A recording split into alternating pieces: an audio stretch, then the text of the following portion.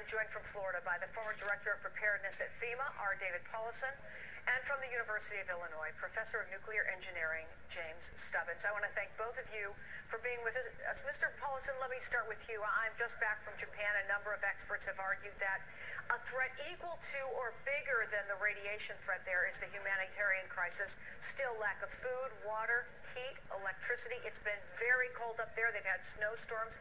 I'm wondering how you assess the humanitarian crisis and the disaster response at this point. Obviously very significant. I mean, our hearts go out to people in Japan with what they're dealing with.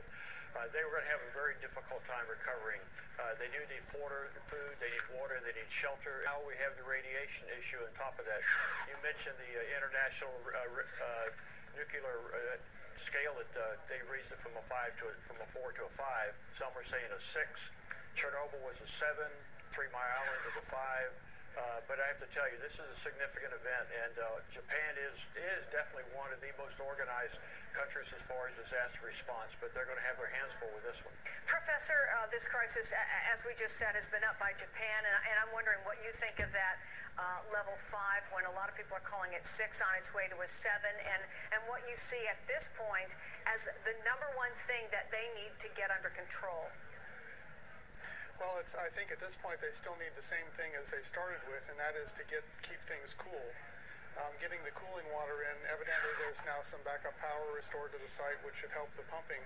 And so keeping the water coming, I think, is the primary thing. It helps both cool the reactors, but it also helps as a shielding source to keep some of the radiation levels down around the plants. Yeah, workers have been using fire trucks, we understand, to blast at least one of the damaged reactors as they try also to get power reconnected to the plant to cool the reactors down.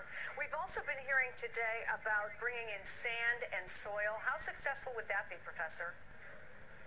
Yeah, it's hard for me to say. I think it's not even clear to me where they could put these things. A lot of the advantage of putting water in the systems is that they can flood down into the containment building, into the pressure vessel, where the spent fuel pools, which are up at the top, but where the damaged cores are in the other reactors. And that would be much more effective because that can remove the heat much more effectively. It also probably acts as better shielding than sand or soil.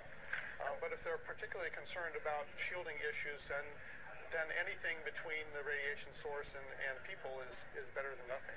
Mr. Paulison, when I was still there yesterday, international aid organizations were reassessing where to let their workers go. As you know, the U.S. military now has this 50-mile exclusion zone, even though the evacuation zone is much smaller than that.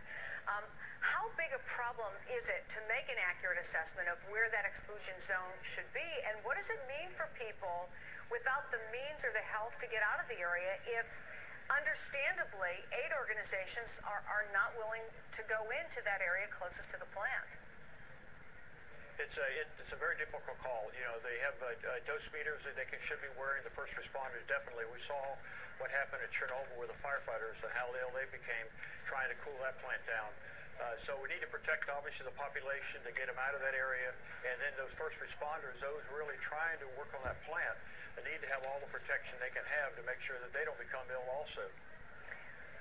David Paulison, James Stubbins, thank you both so much for your expertise as we watch this fast-developing story still, as we are almost a week into it.